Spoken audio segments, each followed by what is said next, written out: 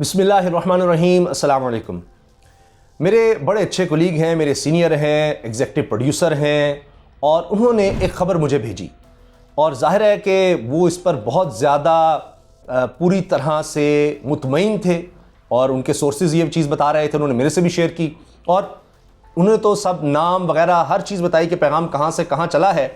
लेकिन फिर उन्होंने कहा कि आप देख लें, आप समझ लें कि आप इसको किस तरह से बता सकते हैं, क्योंकि बड़ा मुश्किल है ये इस खबर को बताना कि कहाँ से बात किस तक गई है, वो बताया नहीं जा सकता कहाँ से शुरू हुई। लेकिन ये अहम सोर्सेज से, पक्के सोर्सेज से बात सामने आई और फिर वो चीज़ें अनफोल्ड होने लग गई, वो चीज़ें सामने आने लग गई, तो उससे भी तस्दीक हो गई कि ये तो हुआ है। अब खबर है जनाब बहुत बड़ी, मोहम्मद बिन सलमान के हवाले से, सऊदी अरब के वली अहद के हवाले से। और पहले तो ये खबर मेरे पास आई तो मैंने कहा कि अच्छा खबर तो बड़ी है, कैसे कहें कि बड़ा मुश्किल है इसको बताना।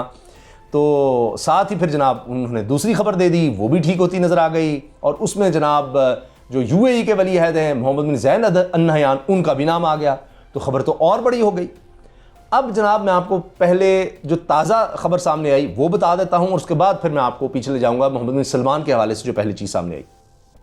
अब ये ताज़ा खबर सामने आई कि जनाब ये पैगाम पहुँचाया गया है सऊदी अरब में मौजूद अहम पाकिस्तानी शख्सियत जो एक बहुत अहम ओहदे पर वहाँ पर फायज़ हैं, पाकिस्तान में अहम ओहदे पर रहे, फिर उसके बाद रिटायरमेंट के बाद उन्होंने वहाँ पर अहम ओहदा रख लिया है। तो अब उनके थ्रू यहाँ पर एक ऐसी अहम तरीन शख्सियत को पैगाम पहुँचाया गया है जो अभी रिटायर नहीं है कि जनाब हम तो इमरान खान के साथ हैं और इमरान खान को सपोर्ट किया जाए, ये बात मोहम्मद बिन सलमान ने पहुँचाई। अच्छा जी, ये बात हो गई और अब नई खबर आ गई कि अगर 23 मार्च से पहले कोई मामला ऐसा होता है, क्योंकि मोहम्मद बिन सलमान के आने की बात हुई थी, काफ़ी दिनों से बात हो रही है, बाकी ओआईसी का तो डेलीगेशन आ ही रहा है ना, वज़राए ख़ारजा का इजलास है, चाइनीज़ डेलीगेशन आ रहा है, दीगर ममालिक का आ रहा है, वो सब तो है ही।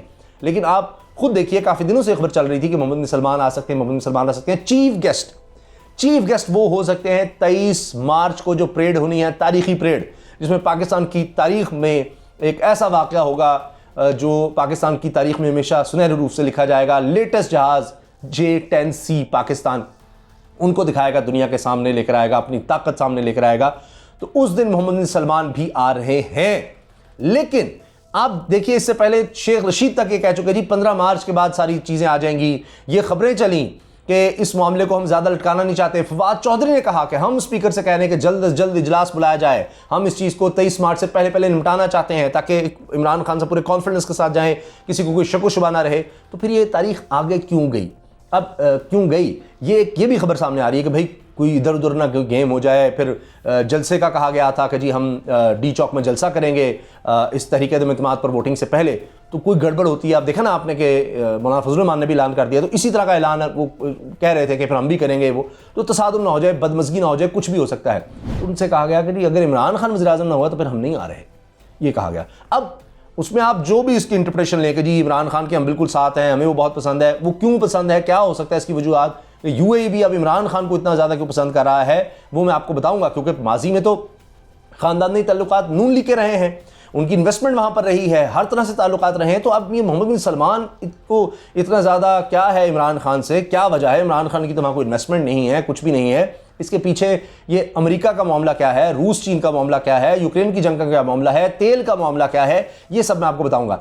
लेकिन ये बात कही गई और इसी तरह से यूएई की तरफ से कहा जी हमारी भी वो फिर पार्टिसिपेशन उस तरह से नहीं रहेगी। अब ये भी हो सकता है कि यार इतने क्योस में हम आएंगे, कुछ अजीब सा लगेगा मोहम्मद बिन सलमान को, क्या ज़रूरत है इतने क्योस में, एक अनसर्टिनिटी के मामले में आने की कि पता नहीं क्या हो गया, ये है वो है, इमरान खान तो जनाब छुट्टी हो गई है, अब क्या है, ये तो एक टर्मोइल है, खबरें ये बन रही हैं। तो वो ज़ाहिर है जो बाहर से आ रहा है उसने कोई अनाउंसमेंट करनी है, कुछ चीज़ें डिस्कस करनी है, कुछ ऐलानात करने हैं, वो तो दब के रह जाएंगे। यहाँ तो जनाब रिजीम ही चेंज ही हो गया हुआ है, तो किसी ने क्या खबर लेनी है? सारी दुनिया में तो ये हो रहा होगा कि जनाब प्राइम मिनिस्टर ही चेंज हो गया, प्राइम मिनिस्टर के खिलाफ नो कॉन्फिडेंस आ गया है, वो कामयाब हो गया है, उस पर वोटिंग हो रही है। तो वो ये नहीं कर सकते थे, इसलिए भी कहा जा रहा है कि मामला अब ये 27 के बाद तक चला गया, 28 29 जब भी अब वोटिंग होगी 27 के जलसे के बाद, तो ये उस तरफ चला गया है। अच्छा, अब देखते हैं हम कि क्यों मोहम्मद बिन सलमान चाहेंगे कि जनाब इमरान खान जो है उसको रहना चाहिए पाकिस्तान में। एक तो ये चीज़ कि अब सऊदी अरब की तरफ से, मोहम्मद बिन सलमान की तरफ से ऐसे ऐलान किए गए हैं जो उन कभी तारीख में ना हुए ना सोचे गए।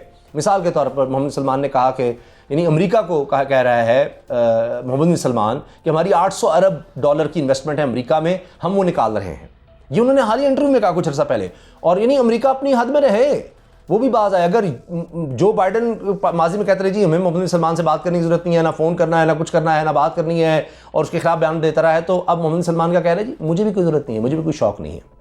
फ़ोन तक नहीं सुना। उसके बाद ये खबर आई लेटेस्ट, मैंने इस पर वीडियो भी बनाई थी, जो बाइडन ने फ़ोन पर बात करने की कोशिश की है, और एक दफ़ा नहीं कई दफ़ा ये बात हुई, यानी मुतवातर तौर पर 2-3 कोशिशें हुई, लेकिन मोहम्मद सलमान ने फ़ोन पर बात तक करने से इनकार कर दिया, बात सुनने से इनकार कर दिया, फ़ोन सुनने से इनकार कर दिया, और बदले में क्या किया है कि पुतिन से बात कर ली मोहम्मद बिन सलमान ने। इसी तरह से यूएई अब उसमें आ गया है।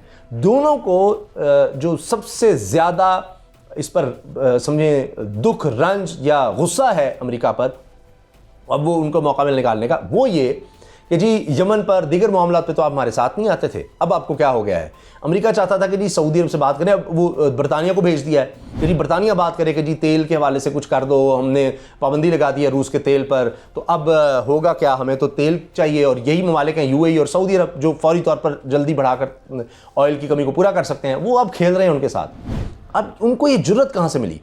अब ये इनकार हुआ है चंद दिन पहले, मैंने आपको बताया। लेकिन पहला जो स्टेटमेंट आया किसी मुसलमान रहनुमा की तरफ से जिनसे अमेरिका से कोई ताल्लुकात अच्छे थे, वो पाकिस्तान के इमरान खान ने दिया। एब्सोल्युटली नॉट का कहा, सवाल ही पैदा नहीं होता कि हम आपको बेसिस दें। और आप देखिए उससे पहले सऊदी अरब से भी ताल्लुकात हमारे खराब हो गए थे, फिर वो बेहतर होना शुरू हो गए, क्योंकि सऊदी अरब अगर रूस की तरफ जा रहा है, सऊदी अरब अगर चीन की तरफ जा रहा है, तो रास्ता फिर पाकिस्तान से होकर ही जाता है सऊदी अरब के लिए। तो सऊदी अरब ने देखिए फिर डॉलर्स भी रखवा दिए, फिर मौखर अदायगी पर तेल भी शुरू कर दिया, वो सब भी हो गया। और इनिशिएटिव देखें ना, इमरान खान कहते हैं इनिशिएटिव ले रहे हैं हम जनाब ये माहौलियात का, तो जिसमें हमने दरख्त लगाने हैं, वो दुनिया में अप्रिशिएट होता है। मोहम्मद सलमान कहते हैं जी हमने भी लगाने हैं, हमने 10 अरब दरख्त लगाने हैं जी, आए हमारे साथ ताउन करें उसमें भी। फिर वो कहते हैं 2030 का हमारा जो विजन है उसमें हमने सबसे ज़्यादा रोज़गार किसको देना है जी, पाकिस्तान को देना है। तो वो पीछे पीछे ना पाकिस्तान के चल रहे हैं। तो उनको ये लग रहा है कि अब इमरान खान ने एक जुर्रत दे दी है और हमने उसके साथ जुड़ना है, जो वो कह रहा है एक जुड़ेंगे साथ तो फिर वो होगा। अब वो लीडरशिप कैसे वो कबूल करेगा जो कह रही है कि हाय यूरोप को कुछ कह दिया, हाय अमेरिका को क्या कह दिया, ये क्या कर दिया, इनको किनको नाराज़ कर रहे हैं, खबरदार ये नहीं हम होने देंगे कि अमेरिका को मगरिब को कुछ कहा गया, ये हम बर्दाश्त नहीं कर सकते। वो कह रहे हैं जी हम भी उनके खिलाफ शुरू हो गए हैं कि मोहम्मद सलमान कह रहा है अमेरिका मेरे खिलाफ केसेस वहाँ पर चला रहा है, जमाल खशोगी और दीगर केसेस, तो मेरे खिलाफ तो मुझे इम्यूनिटी दी जाए, इस्तिस्ना दिया जाए, वो इस तरह की डिमांड कर रहे हैं। तो अमेरिका से उनके ताल्लुकात ख़राब हो रहे हैं, स्टेटमेंट उस तरह की दी जा रही हैं, यूएई भी साथ है, और अमेरिका के बारे में, यूरोप के बारे में इमरान खान हर तकरीर में लगा हुआ है। तो उनको एक सूट करता है, ज़रा जितने साथ होंगे उतना वजन बढ़ेगा, उतनी ताकत बढ़ेगी। मिसाल के तौर पर अकेला अगर कोई फ़र्ज़ करें सऊदी अरब खड़ा हो जाता है मिसाल के तौर पर कि अमेरिका को वही ललकारी जा रहा है, बाकी मुस्लिम मालिक दूसरी तरफ खड़े हैं, तो उसके लिए एक सपोर्ट तो उसको चाहिए। और वाहिद एटॉमिक पावर पाकिस्तान मुसलमानों में, और उसका प्राइम मिनिस्टर अगर खड़ा है तो उसकी एक अहमियत तो है। सबसे ताकतवर फौज मुसलमानों में, उसका प्राइम मिनिस्टर अगर खड़ा है तो फिर उसकी एक ताकत तो है।